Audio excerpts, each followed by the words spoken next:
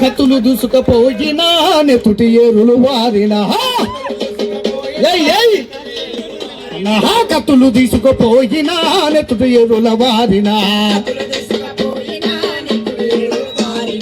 ఎత్తిన జెండా దించకోయి అన్న పతాకకు జై ఎత్తిన జెండా దించకోయి అన్న పతాకకు జై జై జై మన అన్న పతాకకు జై జై జై జై జై జై మన విజయ పతాకకు జై జై జై జై ఆ పంపుల వర్షము వాయినా పరుపి రంగులు మోగినా ఎత్తిన జెండా దించకోయి అన్న పతాకకు జై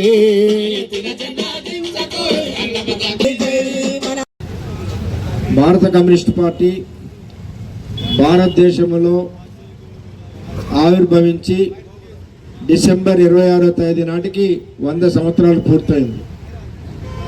ఈ 100 సంవత్సరాల కాలంలో భారత స్వాతంత్ర పోరాటంలో కానీ, తెలంగాణ సాయుధ పోరాటంలో కానీ, భారతదేశ కార్మిక వర్గ హక్కుల రక్షణ కొరకు కానీ, పేద ప్రజల సమస్యలపైన కానీ దేశవ్యాప్తంగా అనేక పోరాటాలు చేసి అనేక మంది నాయకులు త్యాగాలు చేసినటువంటి కమ్యూనిస్ట్ పార్టీ 100 సంవత్సరాలు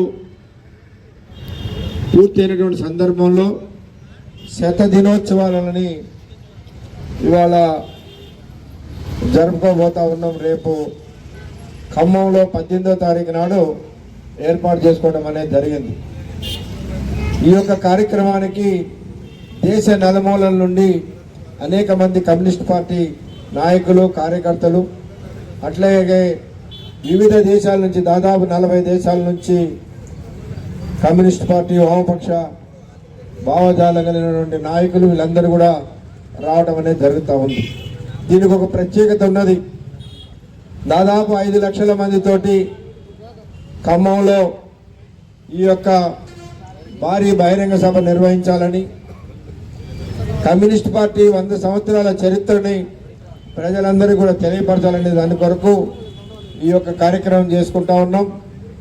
అయితే చాలామంది మాట్లాడుతూ ఉంటారు, కమ్యూనిస్ట్ పార్టీ అనేది చిన్న పార్టీ, ఇదని వాస్తవమే కావచ్చు. ఇక్కడ మనం చిన్న పార్టీయే, కానీ ఇలా ప్రపంచవ్యాప్తంగా తీసుకుంటే దాదాపు 50-60 దేశాలలో కమ్యూనిస్ట్ పార్టీ కొన్ని దేశాల్లో అధికారంలో ఉన్నది, కొన్ని దేశాల్లో గుర్తింపులో ఉన్నది.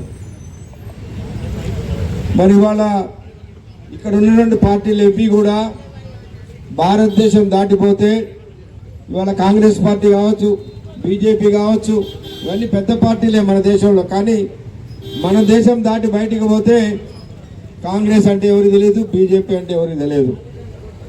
ఇంకా కొన్ని పార్టీలు ఉన్నాయి, టీఆర్ఎస్ లాంటివి కానీ ప్రాంతీయ పార్టీలు ఉన్నాయి. వాళ్ళు ఈ రాష్ట్రం దాటితే బయటికి పోతే వాళ్ళు ఎవరో ప్రజలకు తెలియదు. కానీ కమ్యూనిస్ట్ పార్టీ మాత్రం ప్రపంచవ్యాప్తంగా ఇవాళ పెట్టుబడిదారీ దేశం అమెరికా దేశంలో కూడా కమ్యూనిస్ట్ పార్టీ అనేది ఉన్నది. అక్కడ ప్రజలు కమ్యూనిస్ట్ పార్టీని మరి ఆదరిస్తూ ఉన్నారు. మరి అది ప్రపంచవ్యాప్తంగా ఉన్నటువంటి కమ్యూనిస్ట్ పార్టీ ఇవాళ ఈ దేశంలో మరి పేద ప్రజల కొరకు పోరాటాలు చేసినటువంటి పార్టీ. ఈ పార్టీ యొక్క మరి 100 సంవత్సరాల దినోత్సవాన్ని ఇవాళ మనందరం కూడా జరుపుకుంటా ఉన్నాం. ముఖ్యంగా మనది కార్మిక వర్గ ప్రాంతం. సింగరేణి కాలనీస్ వర్కర్స్ యూనియన్ని నిర్మించినటువంటి నాయకులు తెలంగాణ సాయుధ పోరాట నాయకులే. మరి ఆనాడు మన సింగరేణిలో కార్మిక సంఘం అనేదే లేనాడు. 100 సంవత్సరాల క్రితం కార్మిక సంఘం అనేదే లేనాడు కామ్రేడ్ సర్వదేవ భట్ల రామనాథం గారు, దేవురి శేషగిరిరావు గారు, మగ్దు మొయినుద్దీన్, అదేవిధంగా రాజ్ బహదూర్ గారు, కేఎల్ మహేంద్ర, కాబట్టి మనుబోతుల కొమరయ్య గారు లాంటి నాయకులు తెలంగాణ సాయుధపడం చేసి కమ్యూనిస్ట్ పార్టీ నాయకులు మన సింగరేణి కాలేజ్ వర్కర్స్ యూనియన్ని నిర్మించడం అనేది జరిగింది.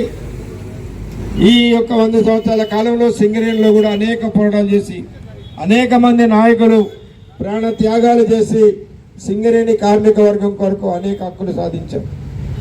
మనకు తెలుసు, మన దగ్గరే మందమరిలో కామెడి వీటి అబ్రహం గారు కానీ, మన శ్రీరాంపురంలో పి నరసయ్య గారు లాంటి నాయకులు కానీ, మన గోలేటిలో రమణారెడ్డి గారు లాంటి వాళ్ళు కానీ, గోదావరి కల్లో భాస్కర్ రావు గారు, కత్తుల కొమరయ్య, చంద్రదుర్గయ్య లాంటి ఎంతోమంది నాయకులు ఈ సంఘం కొరకు ప్రాణాలు అర్పించారు.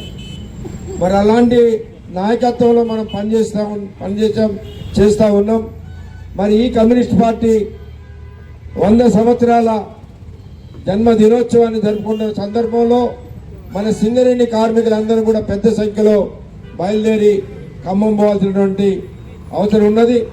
ఇటు కమ్యూనిస్ట్ పార్టీ, అటు మన సింగరేణి కాలేజ్ వర్కర్స్ యూనియన్ ఏఐటీసీగా మన వాళ్ళు మరి మైన్ వైజ్గా, బస్తీల వైజ్గా మరి వెహికల్స్ని ఏర్పాటు చేసుకొని పెద్ద సంఖ్యలో మనం చేరుకోవాల్సిన అవసరం ఉంది.